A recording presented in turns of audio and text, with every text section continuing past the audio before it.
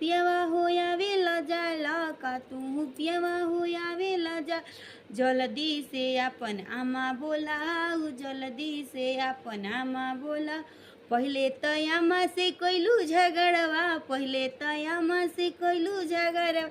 आज आमा प लागल गोहार, आज आमा प लागल गोहार। दुअरा से पिया आव सुजा सु, दुअरा से पी का तू पियवा हो आवेला जाला, का तू पियवा हो आवेला जाला। जल्दी से अपन भाभी बोलाऊ, जल्दी से अपन। पहिले त भाभी के कैलू अलगवा, पहिले त भाभी के कैलू अलग।